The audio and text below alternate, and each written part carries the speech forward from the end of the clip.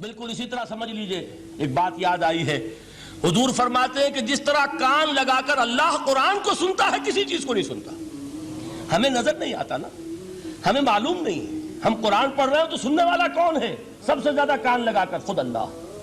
یہاں اس لیے مجھے یاد آیا کہ ابو موسیٰ اشعری کو کیا پتا تھا کہ کون سن رہا ہے؟ وہ اپنی کیفیت میں نماز میں تہجد میں قرآن کی تلاوت کر رہے تھے، اور ظاہر بات ہے ان کے گھر ایکڑوں میں بنے ہوئے نہیں تھے، ایک ایک کمرہ، ایک ایک کوئی حجرہ، ایسے ہی تو گھر تھے نا صحابہ کے، لہذا حضور پاس سے گزرے، آواز آئی، کافی دیر سنتے رہے۔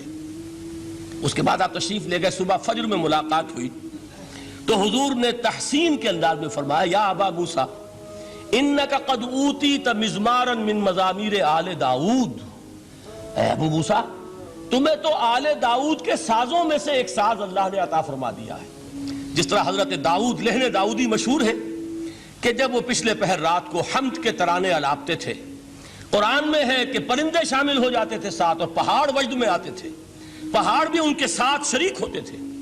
تو جس طرح کا اللہ نے ان کو لہن عطا فرمایا تھا، حضور نے تحسین کے انداز میں فرمایا ہے ابو موسیٰ اشعری، اللہ نے تمہیں بھی آل داؤد کے سازوں میں سے ایک ساز عطا فرمایا۔ بہرحال قرآن مجید کا جو یہ میوزک ہے، قرآن کے الفاظ کا جو حسن ہے، جہاں تک حسن معنوی ہے وہ تو ہر لفظ میں ہے، لیکن یہ حسن ظاہری، حسن صوتی، حسن لفظی، یہ اپنے کلائمیکس پر آپ کو نظر آئے گا سورہ رحمان میں۔ لیکن قرآن میں یہ سورت اس اعتبار سے بھی ممتاز ہے، اس کی 4 آیات پر ذرا توجہ کریں گے، عجیب حقائق سامنے آئیں گے۔ جہاں یہ قرآن مجید کے حسن صوت اور حسن لفظی کی معراج ہے، وہیں اس کی پہلی 4 آیات میں 4 چوٹی کی چیزوں کا ذکر ہے، سب سے اونچی چیزیں۔ پہلی آیت کیا ہے؟ الرحمن، ایک آیت ہو گئی۔ رحمان کیا ہے؟ اللہ کا نام ہے۔ کبھی آپ نے غور کیا اللہ کے ناموں میں سب سے پیارا نام کون سا ہوگا؟ رحمان۔ کیوں؟ اس کا مادہ کیا ہے؟ رحمت۔ ہمیں سب سے بڑھ کر جس چیز کی ضرورت ہے وہ کیا ہے؟ رحمت خدا بندی۔ نام اچھی طرح سن لیجئے اس حضور کے قول کو۔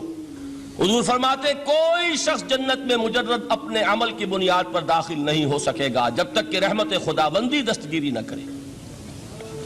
کسی صحابی نے بڑی ہمت اور جرأت کا ثبوت دیا کہ پوچھ لیا، کیا حضور آپ بھی؟ جب آپ نے فرمایا کوئی شخص داخل نہیں ہو سکتا جنت میں محض اپنے عمل کی بنیاد پر جب تک کہ رحمت خدا بندی جو ہے وہ دستگیری نہ فرمائے۔ پوچھا گیا کیا آپ بھی؟ آپ نے فرمایا ہاں میں بھی۔ آپ اندازہ کیجئے کہ اگر محمد الرسول اللہ بھی رحمت خدا بندی کے ضرورت مند ہوں تو تاب دیگراں چہ رسد، ہماری تو سب سے بڑی ضرورت رحمت خدا بندی ہے۔ اب یہ رحمت جو ہے قرآن مجید میں اللہ تعالیٰ کی یہ شان 2 الفاظ کے ذریعے سے آتی ہے، رحیم اور رحمان۔ اور کوئی مادہ نہیں ہے جس سے 2 نام بنتے ہوں اللہ کے، لیکن یہ مادہ ہے واحد رحمت کا کہ جس سے رحمان بھی ہے رحیم بھی ہے۔ رحیم صفت مشبہ ہے، رحمت دائم ہو جائے گی، مستقل ہوگی تو رحیم کہیں گے۔ اور رحمان، اس میں رحمت کی ہے وہ شان ہے کہ جیسے ٹھاٹھے مارتا ہوا سمندر ہو، ہیجان کی کیفیت، طوفانی کیفیت، رحمت خداوندی کا طوفانی جوش، وہ ہے رحمان۔ آپ تو رہتے اس علاقے میں ہیں، آپ کو معلوم ہے عرب اگر بھوکا مرا جا رہا ہو تو کیا کہے گا؟ انا جوعان۔ پیاسا مرا جا رہا ہو انا عطشان۔ بہت غضبناک ہوگا غضبان، غضبان آصفہ قرآن میں آیا ہے، بہت غضبناک۔ رحمان جس کی رحمت جو ہے جوش میں ہے، ٹھاٹھے مارتے ہوئے سمندر کے مانند۔ تو یہ اللہ تعالیٰ کے ناموں میں سب سے پیارا نام۔ اب آگے چلیے، الرحمن علم القرآن، رحمان نے قرآن سکھایا۔ رحمت خداوندی کا سب سے بڑا مظہر، رحمان کی رحمانیت کا سب سے بڑا مظہر قرآن ہے۔ ان میں جو منطقی ربط ہے اس کو سمجھتے جائیے۔ اچھا آپ یہ سوچئے، جو علم بھی انسان کو حاصل ہوا وہ کس نے دیا؟ اللہ نے۔ سائنس کا علم کس نے دیا؟ اللہ نے۔ علم آدم الاسماء کلہا، وہ علم الاسماء جو حضرت آدم کو دے دیا گیا تھا ازل میں، یہ اسی کا ظہور ہے، یہ اسی کی ایکسفولیشن ہے جو ہو رہی ہے اور ہوتی رہے گی ابھی۔ اور دوسرے علم ہے وہ کس نے دی؟ اللہ نے دی۔ لا یحیطون بشیء من علمہ الا بما شاء، مخلوق میں سے کوئی اللہ کے علم میں سے کسی شے کا احاطہ نہیں کر سکتا مگر وہ جتنا اللہ دینا چاہے۔ لیکن یہ کہ تمام علوم میں چوٹی کا علم قرآن. نوٹ کرتے جائیے، اب چوٹی کی چیزیں جمع کیجئے. اللہ کے ناموں میں چوٹی کا نام رحمان. اللہ نے جو کچھ انسان کو سکھایا اس میں چوٹی کا علم قرآن. خلق الانسان، انسان کو پیدا فرمایا. سوال یہ کہ حیوانات کو کس نے پیدا فرمایا؟ آسمان کس نے پیدا کیے؟ زمین کس نے پیدا کی؟ فرشتے کس نے پیدا کیے؟ کیا مطلب خلق الانسان؟ اس کی تمام مخلوقات میں اس کا کلائمیکس، اس کی تخلیق کی معراج، اس کے تخلیق کا نقطہ عروج انسان ہے. یہ ہے کہ جو مسجود ملائک بنا ہے. وَلَقَدْ كَرَّمْنَا بَنِي آدَمَ وَحَمَلْنَاهُمْ فِي الْبَرِّ وَالْبَحْرِ وَرَزَقْنَاهُمْ مِنَ الطَّيِّبَاتِ وَفَضَّلْنَاهُمْ عَلَى كَثِيرٍ مِّمَّنْ خَلَقْنَا تَفْضِيلًا.